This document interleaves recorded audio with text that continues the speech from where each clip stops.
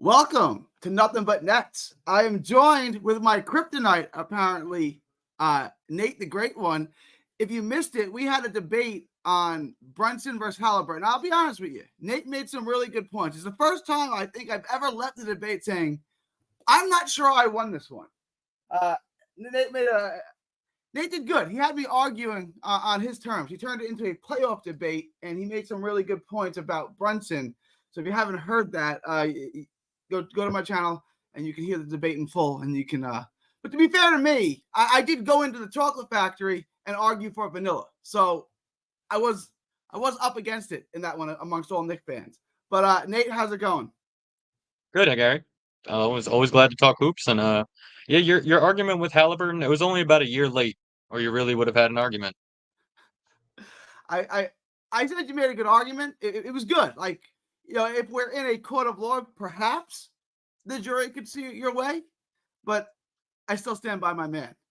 I still think Halliburton's the better player. But another thing, I was talking to Addison off air in the Discord, and the Nuggets. It looks like the Nuggets are going to get Westbrook, and you like that move for them?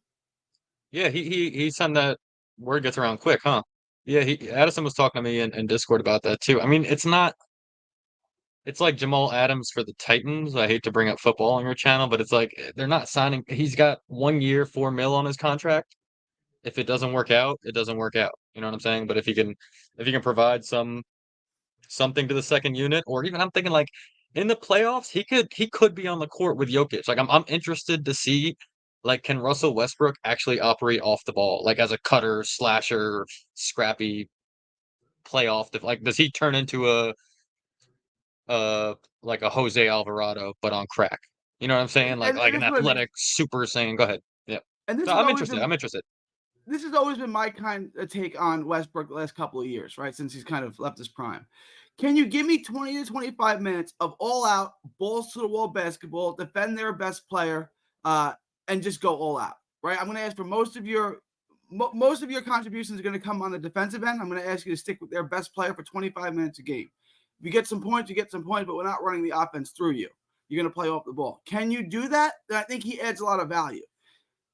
But that's the only way I see him adding any value. If you're now running the offense through him, I think that's completely and entirely inefficient, and it's going to lead to a ton of turnovers. So to me, on paper, it could work. In principle, like in actual in practice, is it going to work? I mean, I don't know.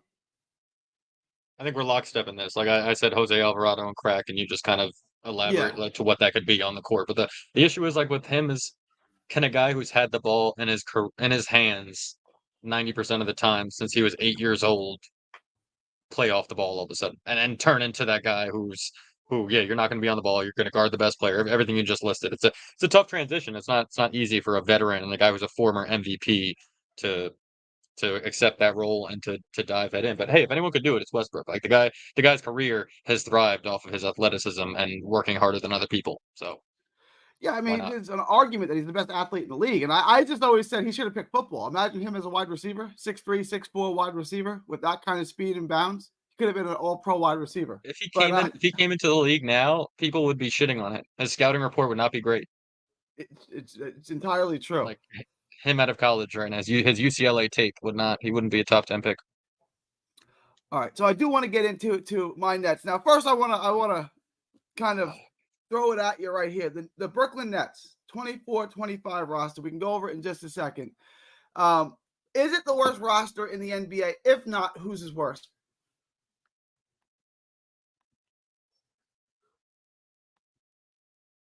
I'd have to Oh, look at all NBA teams. It's got to be, yeah, it's got to be up there. As on the top of my head, it's the worst NBA team.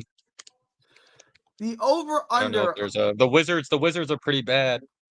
That's The the Wizards are one. pretty bad. You would even say now Detroit with Harris. Not that Harris is some great player, but their No, roster but with Detroit, Cunningham, Detroit is Durant. trying. So Detroit Yeah, can't be that bad because they're trying, and they signed Tobias Harris. Like they know they can't go 3 years in a row with a top three pick and the joke of an NBA. Like they set the record for most losses in a row. They can't. They're gonna try to make the play in, even though they're not going to. So shout out to them. speaking of Detroit, I do want to get into this. The Pistons obviously drafted Killian Hayes, I think 7th overall. To put that in perspective, that's the same draft pick that Steph Curry was taken with it years ago. So 7th is a high pick. Obviously, he didn't work out. The Nets are working him out. Is there any upside, or is he instantly, is he not going to be considered? They're all working him out, so they're interested in him. Is there any upside, any value in Killian Hayes? Because it's only been a few years since he's been drafted. I mean, he's a good player, but he's not like it's the same argument with Cam Thomas. He needs to have the ball in his hands to be effective, and can he be effective enough where it warrants a team putting the ball in his hands? The answer is probably no. So far, the answer's been no. Right. Right. He'd have to develop into a secondary playmaker or an off-the-ball player as a guy who's been a pass-first point guard his entire life, and he's probably not effective enough to have the ball in his hands all the time in an NBA offense. So I mean, it's worth a tryout, and it's if they're trying to tank, yeah, throw him out there, see what happens. You don't have anything to lose. I'd rather watch him than Dennis Schroeder. We know who that is. So yeah, Schroeder's got to actually be traded if they can get anything for him. I've never been a Schroeder guy, although I know he does add some value offensively. He's got some offensive games. Not a fan. Defensively, Schroeder has apparently never been a Schroeder guy. He left 80 million on the table for himself. He didn't even want to pay himself. Like, nobody's a Schroeder guy these days. So I want to start off with the roster. Obviously, it's been a quiet offseason for the Nets, but it's been an extremely busy offseason for the Nets too. Like the one trade kind of shook up the NBA landscape a little bit. The Bridges trade, I love the trade. I think there is an incredible amount of value in getting 5, potentially 6 first-round draft picks. What do you make of the trade? I know you don't love it as much as I do. For the Nets, from a Nets perspective, how do you like the trade for the Nets? How would you grade the trade just from a Nets perspective? I mean, from a net, you got to put. There's so many angles to this trade, but like you have to also look at it's the first trade since I think 1983 between the two teams, 1993 between the team, 30, 40 years. So like, yeah, it better be worth it, especially if you're the one giving up the player. The Nets are now the one. Well, they could always be laughed at in this town for the next 20, 30 years. Not that they aren't already being laughed at, but if you give the Knicks the Infinity Stone to complete their dynasty, it's a trade that's going to live and haunt their future just as the Celtics trade for all their draft picks did. So I see it taunting the Nets in terms of that. I see it more can taunt the Nets in their future and their in this tri-state area that I live in and that we're all fans in than the positives it could have. Like I think I've talked to you about this, the 2025 draft pick next year. That's a wash. Like you're not negotiating that for a top contract in the NBA. I'm indifferent about that. It's really about those draft picks in 7 or 8 years, about the 2031 draft pick. The 2031 draft pick turns into a top NBA player and a guy who's on the Nets franchise for 8+ years and carries them to multiple playoffs and whatever sustained success. You can look back at the trade and say, okay, they made the right trade. But unless that happens, there's more bad than good in my eyes. And I would just, and I guess they're tanking, so it's great that you didn't get any players, right? So if you're looking to lose, you got rid of your best player and you got nothing in return. So in that aspect, you're going for Cooper Flag, fine. You got no talent. But if I'm looking and I'm trying to win, I want guys that can help me win in the future. I wanted a Deuce McBride. I wanted a Jarrett Gosen. Give me something as a Nets fan because I know kids that their favorite player was Bridges. They have Bridges shirts. Give me something where I can say, all right, you traded Bridges, you traded my favorite player.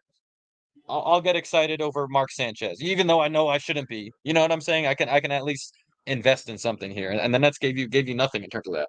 Which does take me to another slightly related topic about bringing a player in, right? D'Lo in the 18-19 season was beloved. There's been rumors, there's been talk of Cam Johnson to the Lakers straight up for D'Lo. Wouldn't bring the Nets a pick, but would bring him an expiring contract who perhaps they could turn for a pick. How would you feel about a potential Cam Johnson for D'Lo trade?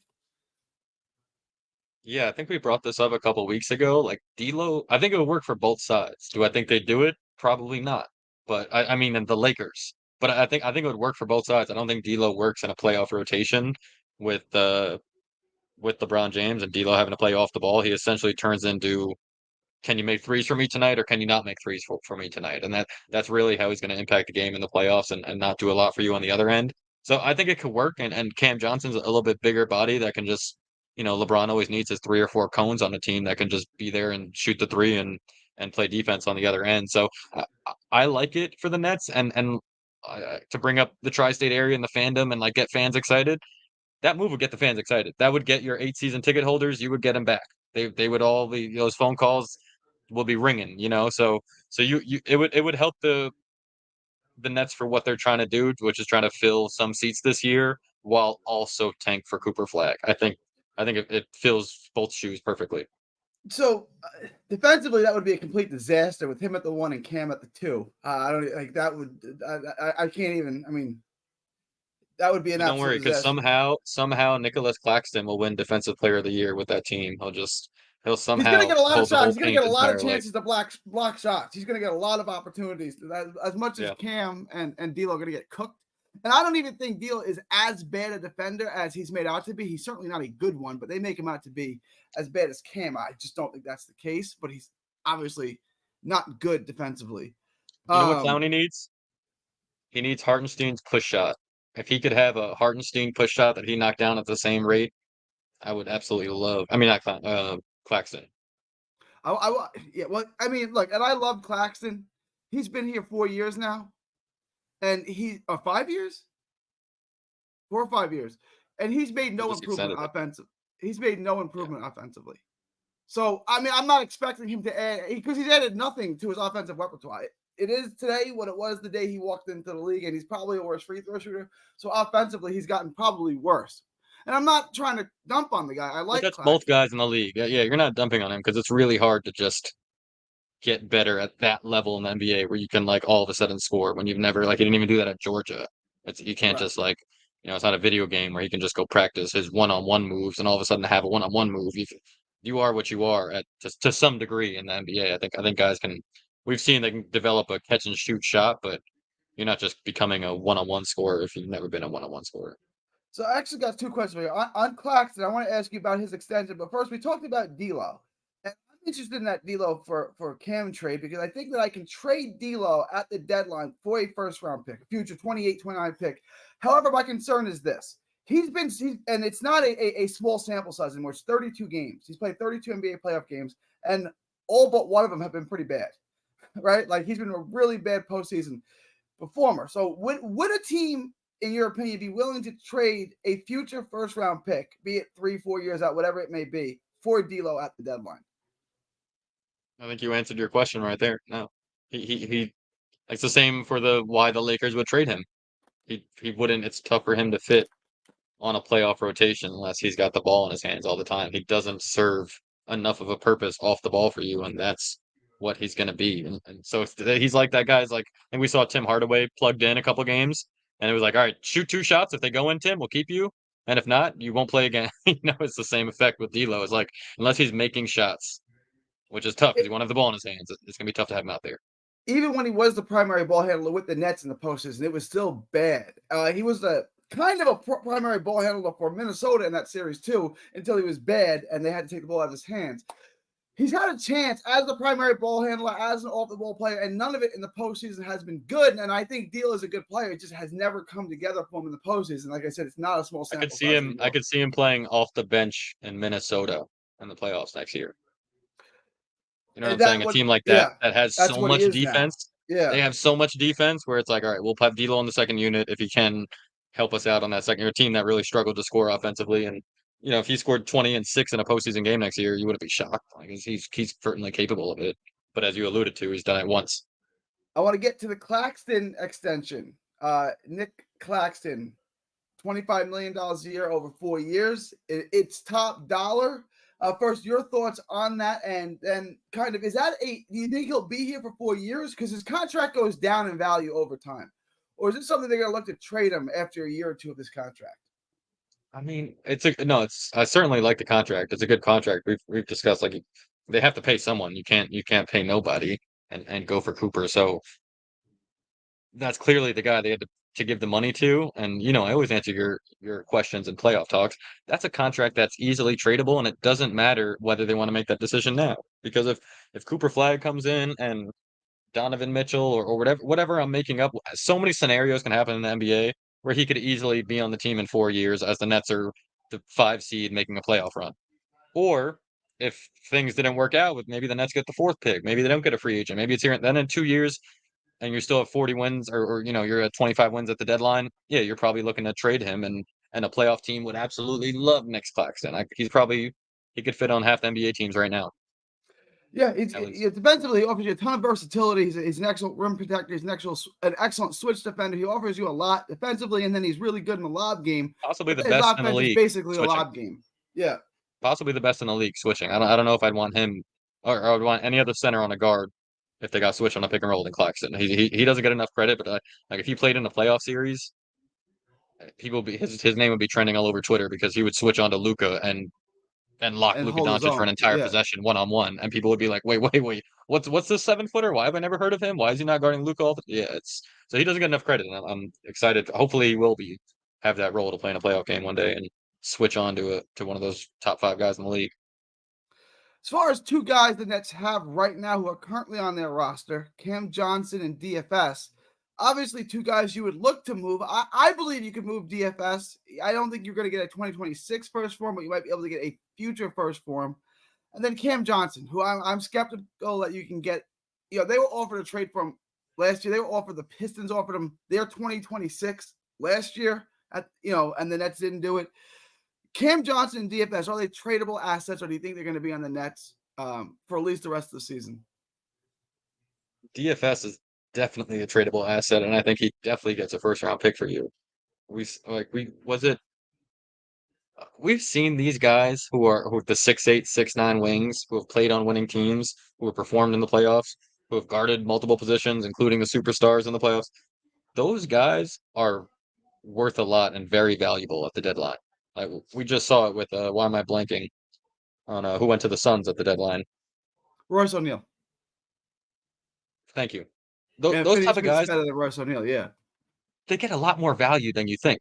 A guy that Kevin Durant or LeBron goes, yeah, put him on my team. I'll pass him the ball when he's open, and I like him because he's going to guard the best player and do a damn good job, and I can guard.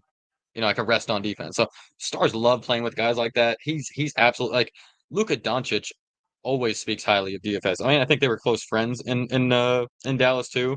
But yeah, guys love playing with guys like that are just completely unselfish. And if DFS scores 2 points that night, you won't hear from him. He'll still guard his ass off, rebound his ass off, run the floor like he's done every other night, and some nights he'll score 18 for you. You know what I'm saying? So he's absolutely tradable asset. Cam Johnson is different. Cam Johnson needs to prove that he can be a DFS. Like Cam Johnson right now, his goal is to be a DFS or a Royce O'Neal. It's kind of his ceiling. As you and I discussed, he's 6'9". He plays like he's 6'5", though. He's really a 3-and-D guard that can't bang with the big guys.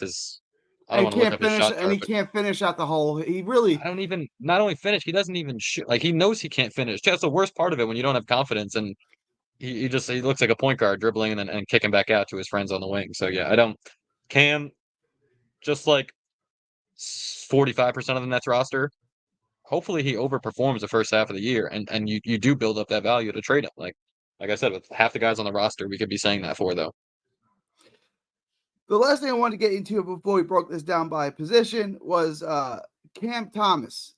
We value Cam Thomas differently. We talked about this off air on a different show, but I want to bring it up here and get your take on it. Cam Thomas, for a similar contract to what you gave Claxton, I would jump at.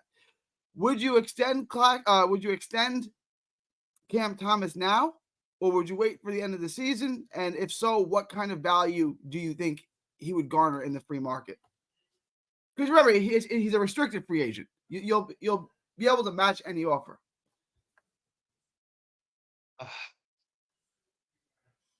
That's a tough one, Gary. Like he's such a volatile player. He's some nights, like I said, some nights he can score 40 for you and a legit 40, not like a Klay Thompson. Someone needs to pass me the board. Like give him the ball, he can score 40. So that's only a few guys like a handful of guys in the league could say that about. So that alone is such an asset to have. But those nights when I look at the box score and he's a minus 25, and it's because he's missing shots.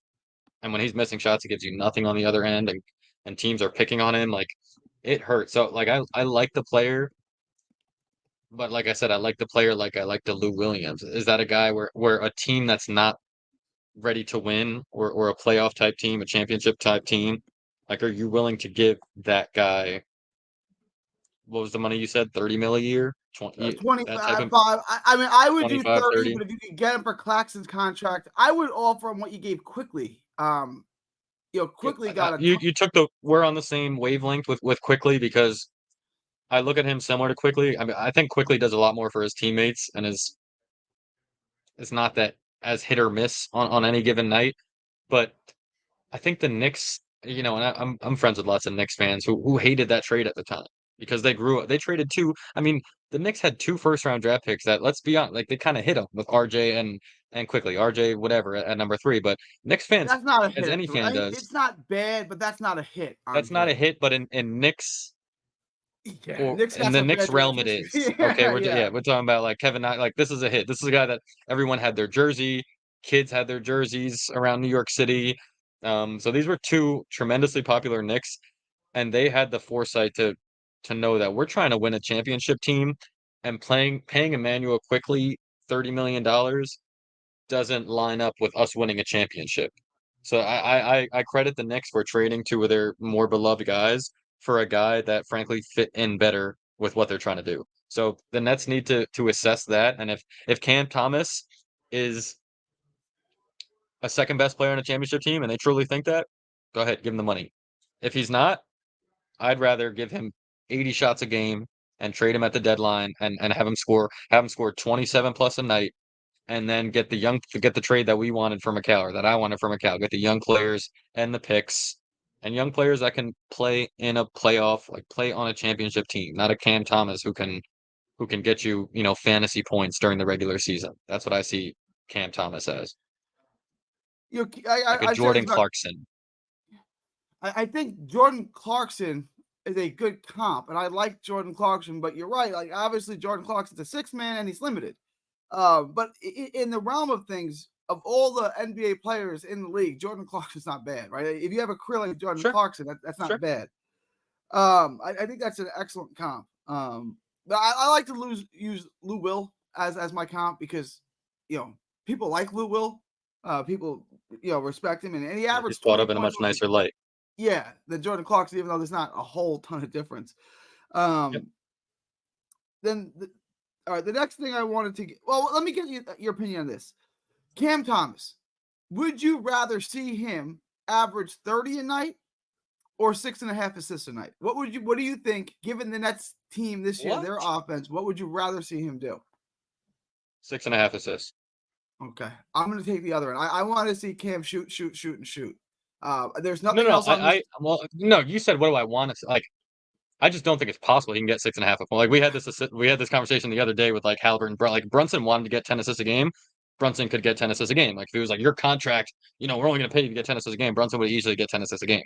I literally don't think Cam Thomas can get 6.5 assists a game. Like he only passes it when he has to and takes 8 to 12 pivots and pump fakes and then hands it off. There's not a lot of thinking of others going on. Nate, there's a question for you here. Are you a Knicks or a Nets fan? Gary, the brief summary. I grew up a Knicks fan up until the Stephon Marbury era. There was an incident with a woman in a van and a rape and an allegation. My dad bought us Nets season tickets when Jason Kidd was around. I was a point guard growing up in the city. My dad was a coach and played in the city forever. So I became a Nets fan in 2000, like the 2001, 2002, and stuck with them up until like the Devin Harris era, I like to call it. And then they transitioned to Brooklyn, and like other Nets fans, it's not the same when they went to Brooklyn. So I have love for both teams. Like I grew up a Knicks fan when I was super young. Sprewell was my favorite player. Grew up going to Knicks games, and then when the transition happened, my dad got us Nets season tickets, and so I got love for both. But I always love when basketball is good in New York. There's a different energy, and I just love watching good basketball too. I'm one of those guys. What's up, JQ? Yeah, JQ is here. He wants you to know that he landed. I'm not sure what that means, but he's landed. He has to let me know if he needs 2 or 3 tickets for training camp. I'm getting Okay. Jay Quest and I run training camp. So we can snag Nate some tickets. is a Jet season ticket holder. I've been a Nets fan since the 88-89 season when I was like 5 years old. The Joe Barely Cares. Remember they had Joe Barry Carroll, who was their best player.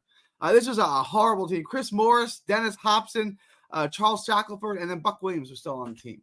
But it was one of those classically laughable net teams that was last in the standings and last in attendance. But that was That was the first memory I have of rooting for the Nets, but I've always been a Nets fan. To answer Chris's question, though, I could care less if the Nets are next win on any given night. When the Knicks are in the playoffs, Nets are in the playoffs, if they lose or win, I'm sleeping like a baby. Like when it comes to the Jets and Mets, it's like a different kind of fandom, and it was like when you grow up a fan. But I guess I love the sport of basketball more than I care about the Nets or Knicks. I also just, I mean, we've talked about how much I hate the NBA these days and what it's turned into and the lack of player movement and ball movement. So it's a different sport, and I don't like. I enjoy the game and I love keeping track of the teams, but I'm not.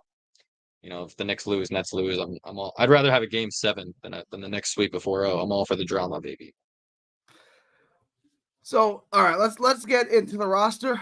Let's start with the obvious: Ben Simmons. Do we have to? Should we expect anything from Ben Simmons? If not, should we just tell him to go home? The kind of like what the Knicks did with Marbury, like we have no interest in you, just go home. Or should they try to play him, hope he plays well, and then maybe potentially they can eat some of his contract and swap him for a pick? Would you say, can we expect anything from him? Or should we just send him home? I think we learned last year. Like I was a major Ben Remember, Simmons fan. Like, it's his contract year. Remember that. He's on an expiring contract. I mean, they would know better than me. Like if he comes, you would know when a guy comes in and like if it's his contract year and he is playing for another contract, sure, play him. But if he comes in and looks or smells or has the same haircut as he did last year, no. You know what I'm saying? Like last year he completely clowned the Nets and took off games, basically took off the season. I remember every week checking and they're updating his status. Oh, it's sore to be reevaluated. You knew he was never coming back. And it was some whenever it happened, he was never coming back. So you alluded to his contract year. If he comes in, balls to the wall, and he wants another NBA contract, put him on the floor. But like I said, if he looks and smells like last year, he's already proven what he's did it to the 76ers and he's now doing it to the Nets. Don't let him poison your young team. Next, Bogey Bogdanovic. Keep him, trade him. If they cut him outright, most of it's a Chris Paul type contract. Most of his money's not guaranteed. If they cut him, they only owe him $6. Can they trade him? Should they keep him? You do have to pay someone. You do have to have some veterans on your team in order to keep your rookies. Do you keep him? Do you cut him? You keep him? Yeah, you keep him. And you hope he did what he did on the Pistons last year. He was on the Pistons for the majority of the year last year, and there was nights where he was their best player. He was scoring 28 plus a night. It's not gonna be Cam every night. When it's not Cam, Bogdanovic is gonna have his nights, and he's gonna get you another first round pick. I absolutely would not cut him. He's gonna. It's the same thing. If he plays like he did with the Pistons last year, send him to a team for a first round pick. Absolutely. All right. Let's start with the bigs. I like the Nets big, although I think it's a little redundant here, and this is why I don't think Clax fits in long term. You got Claxton, you got Clowney, you got Sharp. You got two guys who can kind of stretch at this point. Hopefully, within a year or two, Clowney and Sharp will fully be able to stretch. Claxton can't do that. What do you make of their bigs, and how do they fit in? Can you play two of them together? Not on this team. Like if a guy like Clowney would do better on a team that he could be a compliment on, and same with the kid from North Carolina, Day'Ron Sharpe. Yeah. But on a team where their eyes, there's not gonna be eyes on anyone else. They're not gonna be double teaming anyone else. It's gonna be tough for them to score and develop, in my opinion, on a team that's this bad. Like on a team that's this bad. But I guess the bright side of it, like they're going to get a lot of shots. So they're going to get their opportunities, but they're not going to be easy catch and shoot. Like Cam Thomas came into the league playing off of Kevin Durant. So like there's some ease to it when it's like he was the sixth man on that team with Kyrie and KD. So yeah, if someone leaves to go help on a Kyrie or KD and Cam Thomas can play off of a guy closing out, it's a much more comfortable way to like become an NBA player than on a roster with Dariq Whitehead and Jalen Wilson. Like it's going to be really, really hard to score, and it's going to be really frustrating for those guys. Well, okay. As far as Sharp, I mean, do you see him as an impact player? Is he always going to be kind of a backup big? He's shown some ability to shoot a three. Obviously, it's not consistent. He is a premier rebounder. He's been so at every level. Is he just a guy that can come in and spell your starting center for 15 minutes, or does he have a potential to be a starting center and an impact player? I don't.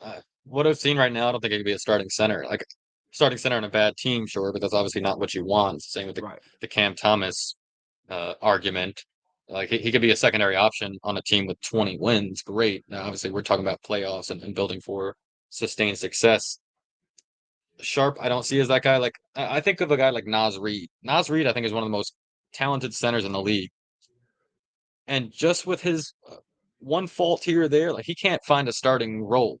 And I guess on some teams you can make the argument that he could start, but I just don't see the talent in Day'Ron Sharpe like I do like a guy like I alluded to, like a Naz Reid, who's still struggling to find that role and basically had to take, he got a good contract, but I mean Naz Reid can score one-on-one against a lot of dudes, and he like that guy could play, and he can't start. So I just Sharpe can start on a bad team, probably not on a good team, and the whole stretch thing with bigs. I think it's blown out of proportion the last couple of years. Like unless you're a Chet Holmgren or a guy who's like a shooter, that whole like I remember when Hartenstein came to the Knicks. Knicks fans went to basketballreference.com and said, "Oh, he's a 40% shooter on 0.9 threes a game." Like we know Hartenstein's not a guy to shoot the ball. Like if your offense is Day'Ron Same Sharpe thing with shooting, Valanciunas. Valanciunas shoots some yeah, threes, but that's not a guy you want shooting threes. yeah, but he might shoot 0 in a game, and you're fine Yeah, with that too. It's a right. completely fine. So this whole a center needs to be able to stretch the floor, I think literally comes from kids playing video games, so that like if a guy has an 83 ball and he's open, he can shoot the three. But in a real basketball game, like Day'Ron Sharpe, you don't ever want shooting 6 threes a game. Like he'll Never, never ever. be a Yeah. shooter like that. And it's I mean Miles Turner is one of the better shooters in my eyes. And even when he shoots a three, I'm like, you could have just why did we shoot that at 18 in the shot clock? Like I guess, but yeah, long story short, I don't think he's a starting center, but and I don't think he's Nick Claxton whatsoever. Like you said, those guys fill a similar role as Nick Claxton. Nick Claxton is only on the court because of what he does, and he does it at such an elite level. Like if Nick Claxton guarded like Day'Ron Sharpe or Clowney, he wouldn't be getting the contract he got because Nick Claxton guards like Nick Claxton. Like he's literally possibly the only guy in the league that can guard Giannis one-on-one, that can guard Luka one-on-one, that can guard Kyrie one-on-one. Like it's pretty amazing what he does. It's amazing. Now Claxton is the premier switch defender on the lot and one of the best in the league. Mm-hmm. The problem is he's still limited offensively. Now you can't really play him with another non-shooter, whether that non-shooter is Ben Simmons. Like we've seen enough now where it's like kind of decided Ben Simmons and Nick Claxton can't be on the court together, right? Because you got two non-shooters, you got two guys. I mean, Ben Simmons is a point guard who functionally plays on the dunker spot, right? Like it's not really beneficial to have him and Claxton. It's overkill. So, and now like, can I play Claxton and Clowney? Right now I would say no, but potentially Clowney, maybe in the future. There's, I like Claxton. It's just you're either gonna have to take him off the court. Now you're paying him a lot of money not to pay him, right? I always say this about Rudy Gobert. Like I don't want him on the court, like down the stretch, because of what Luka did to him. Right? You knew that was coming. You had to take him off the court. I'm screaming at TV, get Rudy off the court. You know what's coming. And now Claxton can defend, Luka in that situation, but there's still so much. You're going to limit yourself in so many ways offensively with Claxton and another non-shooter on the court. You're right, but I think it goes back to my argument of like it doesn't work because they're a bad team.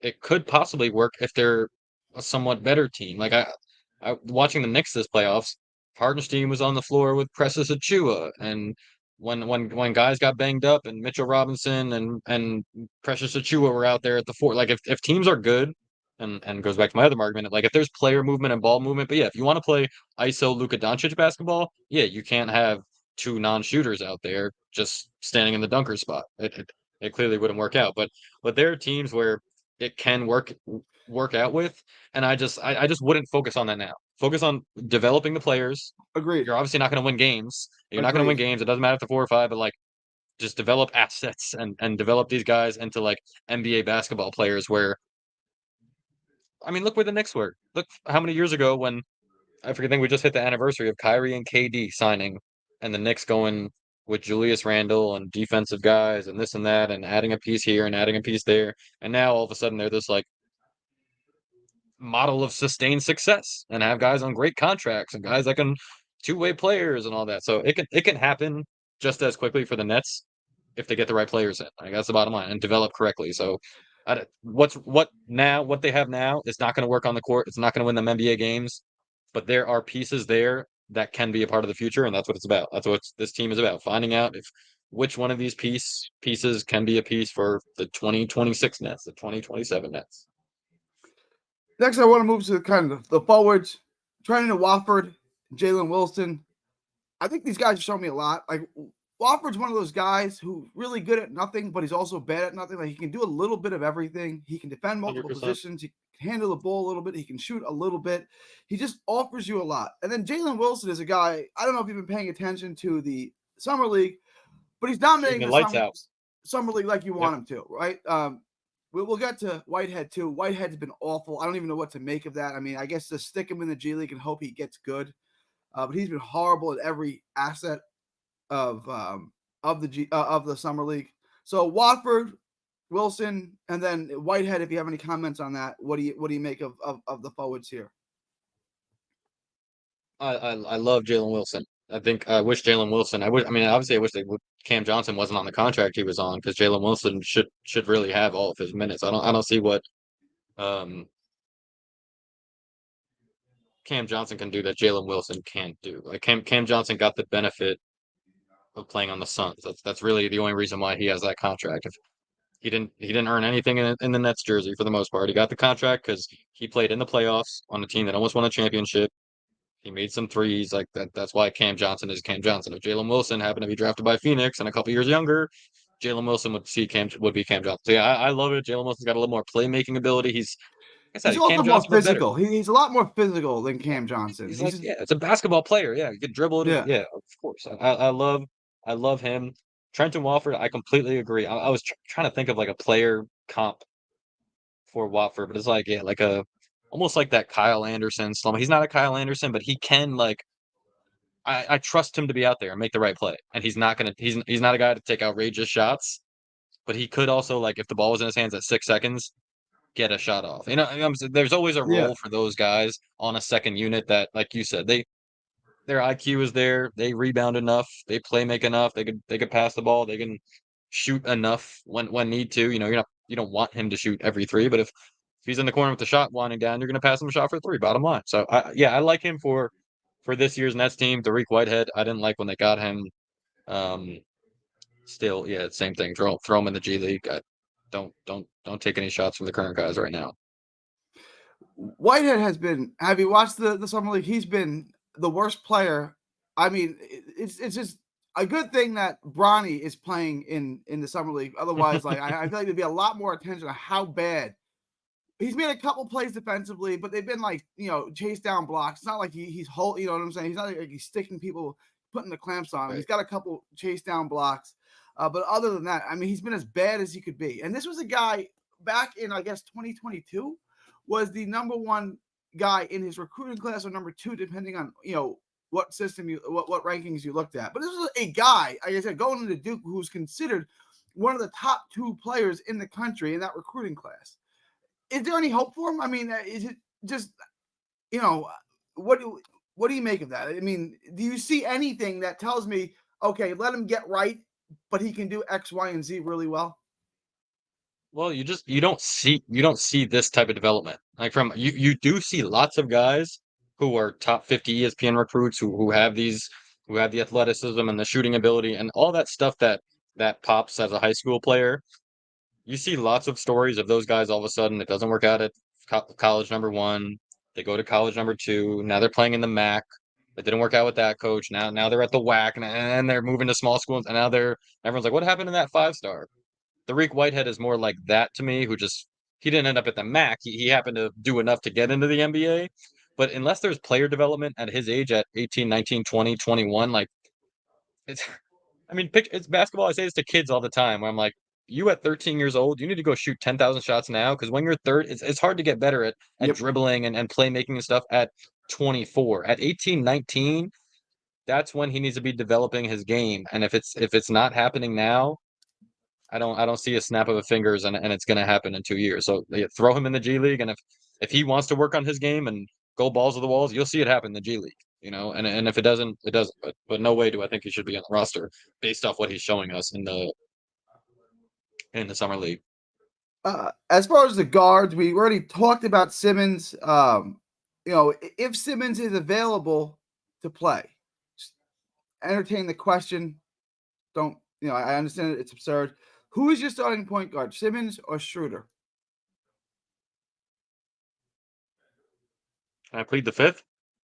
You can, but we got to pick one. Unless you want to start Cam at the point guard, which I would. I go Gilliard. What about he made a cool pass in the summer Gilliard. league. You want to talk about he made a couple nice passes in the summer league.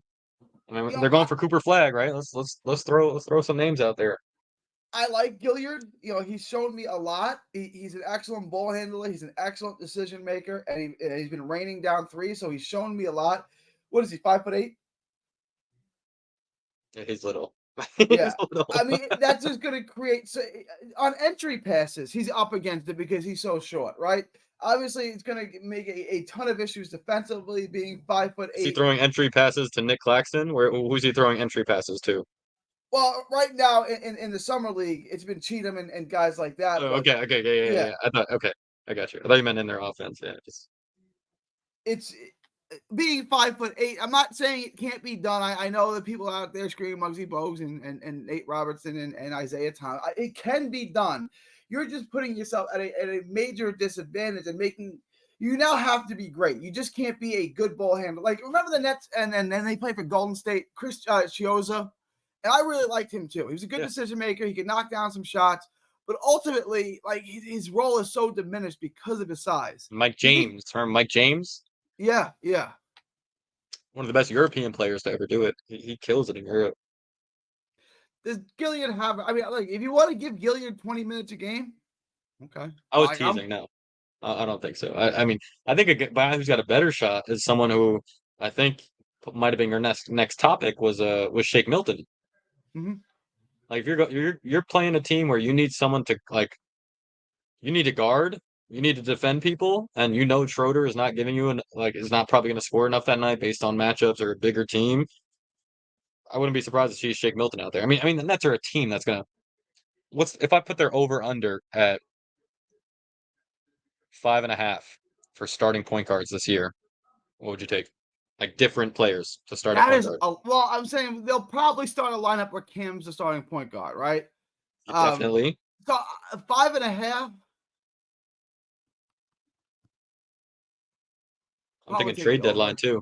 Yeah, that's what I'm saying. Yeah, there's going to be different roster than the season. There's going to be guys who we didn't bring up on this podcast that are going to be playing for the Nets this year that are picked up here, and it's going to be all these veterans. Like we named them all. So Finney Smith, Bogdanovich 2, Cam Johnson doesn't really count. Schroeder. 3, Dennis Schroeder 4, Shake Milton 5, Ben Simmons 6.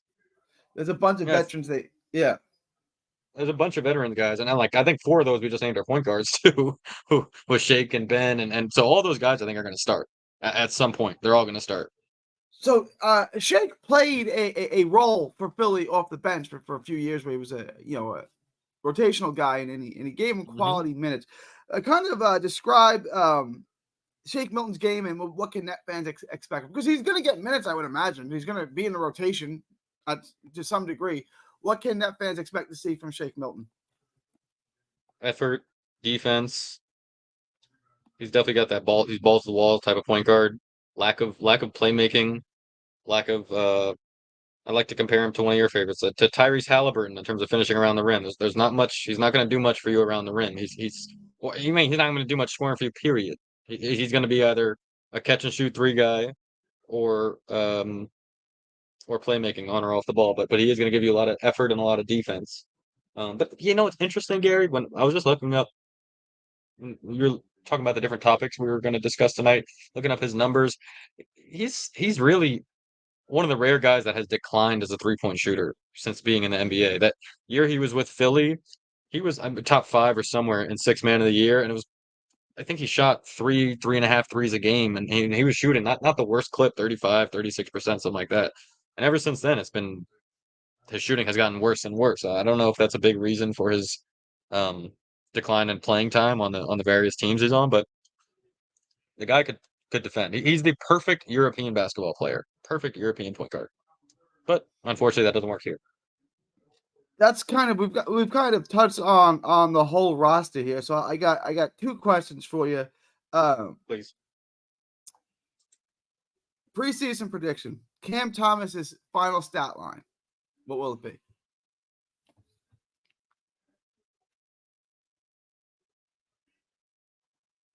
26, 4,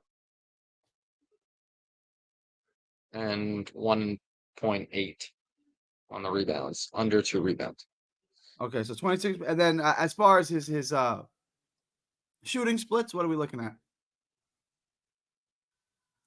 Before I give you percentages, I'll give you how many he'll take a game. When I say 26 field goals a game, I mean 26 points a game on probably 19 shots a game, 20 shots a game. I would say he could average high teens in the shot attempts. I'd be shocked if his 3-ball percentage went up based on how much he's going to have the ball leading the shot clock and have to take ridiculous shots. I'd be shocked if his 3-point percent. I'm not saying he's going to become a worse shooter, but just the volume of his takes is going to cause his 3-point percentage probably to go slightly down.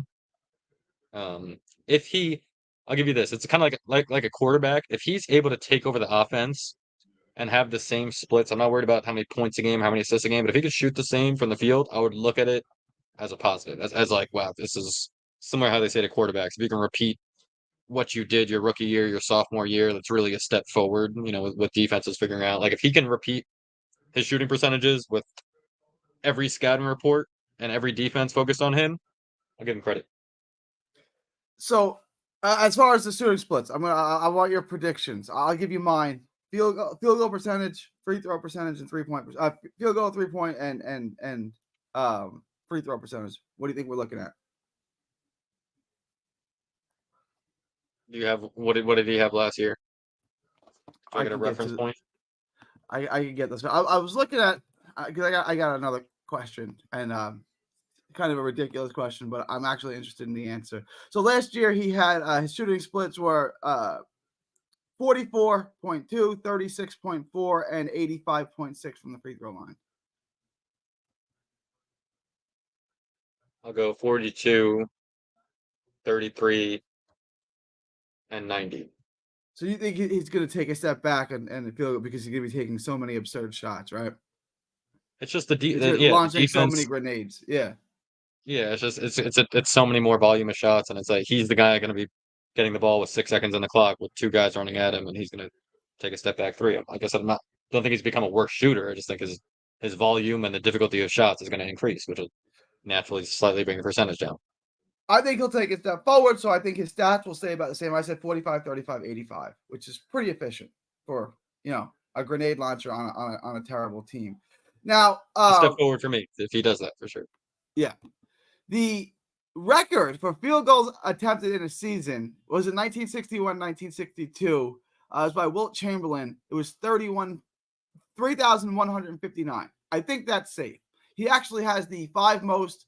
And then Jordan has the 6 most of 2279 and 8687. If you kind of look at the recent era, Kobe Bryant attempted 2,173 shots in 0506, 2173. My question to you is, Cam is 23. He's going to play a lot of minutes.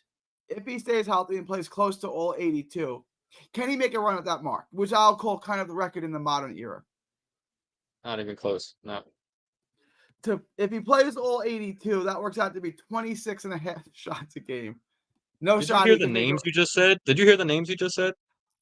I named the best scorers of all time, the best players of all time. You realize he has a coach, right? He has a coach.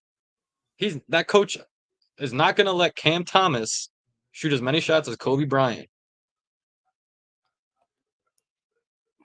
Okay.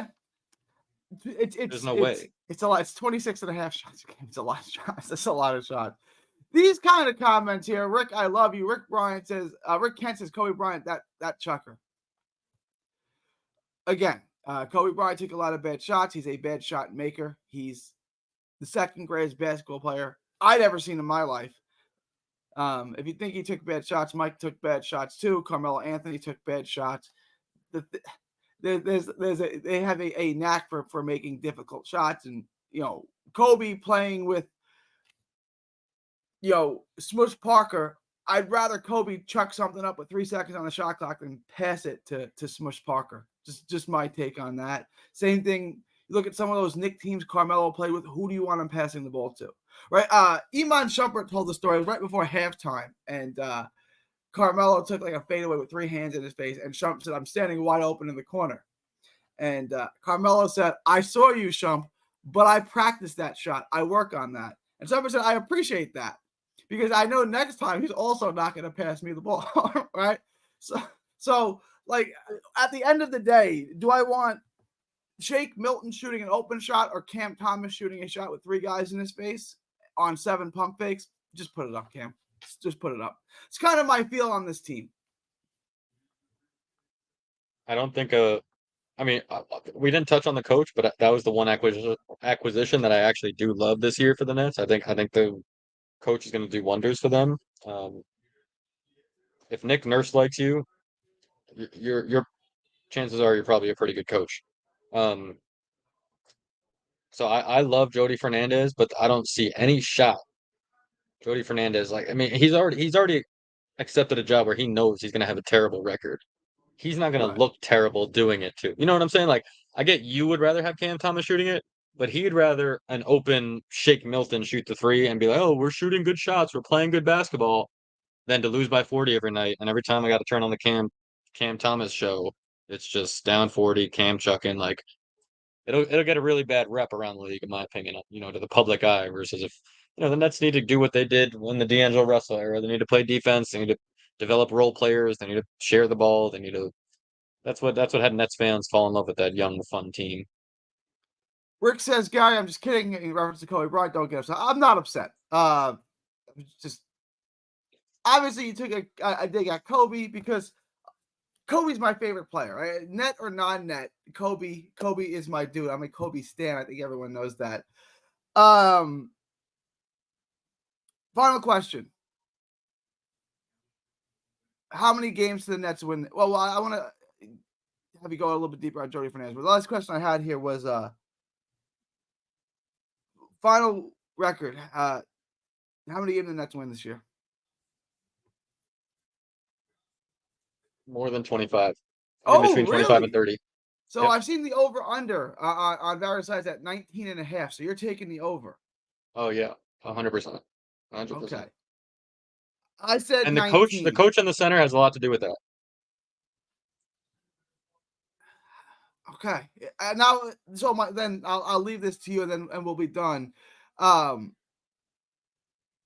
Jordy Fernandez, why was he the right pick? Kind of break down why that's the right coach at this time. I just like guys that have the like the same path that he took. I like most NBA coaches when they want to add a bounce set or they need a good offensive set, they go watch European games. They go watch the best leagues in Europe. That's where Jody Fernandez come, and believe it or not, it's not going to be a popular opinion. That's where the best coaches and the best players are coming in the world right now are from Europe. You can't argue that. That's not anything you can argue anymore. It's evidently true, right? It's you can look at the coaches and the players, and it's a true statement. Gary, we can have a whole show on that alone. I have my own opinions on why and what's happened to youth basketball. And we live in a capitalist country, so it's all about the money with youth sports now. It has nothing to do with developing kids and just grabbing prospects and NIL, and it's all the way down to high school. It's really bad. When in Europe, it's like their basketball programs are like their soccer training programs. Like, it is legit. I got a friend who's American, a 15-year-old high school kid. He's going to Germany to go to a travel camp over there to learn basketball there. Like, they do serious stuff over there. So yeah, I like that. And also, this is a guy that not only did he cut his teeth in Europe and he's had enough experience on doing every kind of like the Eric Spoelstra experience of having to watch film and whatnot. This guy left his job I think he was studying sports psychology, or he was in a grad program, and he had his own business as an event planner, similar to the business I'm in. He had his own business as an event planner in 2009, completely successful. English as his second language, still was not a great English. He dropped everything and became a volunteer coach for the King developmental somewhere, because he just loved that. So I love those guys that everyone laughed at him. The guy had no shot. He clearly kind of worked his way here. And when you have I guess I've never been in a room with him, but when guys like Nick Nurse, who did the same path, who traveled the same tough path that you did, or coaching in Europe and seeing every kind of basketball possible and every kind of player possible. Like I love that, and I'm all for it. Like the guy, because when he leaves here, he's gonna be a basketball lifer. I can't say the same for Derek Fisher or some of these fires in Nick's history that people got excited for. He's a Lawrence Frank. He's a Lawrence Frank 2.0. Like he really he cut his teeth and he did it the right way. And I'm just excited to, I guess, see him get a shot. For a guy that's a true coach. I did have Jordy on my list of guys I wanted. He wasn't number one on my list. I had Kenny was number one. Hurley was number two. I don't know if they would take this job. It was Kenny Smith? Kenny Atkinson. Oh, I was like, what? Okay. Yeah. Were you a Kenny back. Yeah, that was number one. Danny Hurley was number two. Right, those are the guys. I don't know if that's possible. Sure. And Hurley turned down the Lakers job. So if he turned down the Lakers, I'm sure he would turn down the Nets too. Yeah. I had Mark Jackson. I thought would be an interesting hire. I thought he'd be an interesting guy to develop the young talent. And then I had Jordy Fernandez, and then Jay Wright was fifth on my list. They got Jordy Fernandez. So they did get someone who's top five on my list. I don't know how many of the other guys would have seriously considered the job. Jay Wright, would he ever go NBA? Wouldn't you want to though? Like he's done everything you can do in college. Why not roll the dice? But he's such a good teacher of the game and the fundamentals. Like some guys are X's and O's guys for a rebuild. Yeah. Well, yeah, he's just so good at developing young players. Like I feel some coaches specialize, and like obviously that's not like a Coach K's type of, but some coaches are really good at developing players, and I just feel like he deserves and should be in those coaching 17 and 18-year-olds and teaching them how to play off 2 feet and under control. He's like guards always are so much better after playing for him. I could see him when guys that are good teachers like that, usually it goes in and out of NBA players' ears. You know what I'm saying? Like, yeah. I've done this my whole life. Who are you? Even the Jalen Wilsons, the Trendon Watfords, even this early when you have. But Gary, it goes back to my point of what I said with Dariq Whitehead. Like Dariq Whitehead can't learn how to play off 2 feet now. He's 22. He's been playing basketball professionally for years. He's been through college. He's not listening to Jay Wright on oh yeah, now when I get into the paint I'm going to jump stop and you know what I'm saying? It's just for a 17-year-old it's slightly easier to mold that player when he's coming from high school and just running up and down AAUs and flying and dunking. Yeah, you can mold that guy and do thousands of drills every morning to mold that player and create those habits. But for a 22-year-old, they probably already have those habits when they drive to the paint. That's I'm a 2-foot jumper or 1-foot jumper. Like you're not changing that from a guy at 22. That's my thought of like he's so good with developing players. I wouldn't want to see him with 30-year-olds, but what do I know? I appreciate the time, Nate. Look forward to having you again. So you said 25 wins for the Nets, right? 25 wins. Yeah, to be honest, Gary, when you invited me to break down the roster, I thought you might be doing a YouTube short. Because there's not a lot with this Nets roster. I thought this might be one of those kind of TikToks where okay, they got these 4 guys and Cam's gonna take 50 shots and next. So the fact that you were able to turn this into an hour-long show, well done. Yeah, that's about Dariq Whitehead and Cam Thomas. There's not a lot to talk about. So credit to you. All right. Appreciate your time, Nate. Look forward to having you back on. My pleasure, Gary. Have a good one. Talk to you soon. Yes, sir.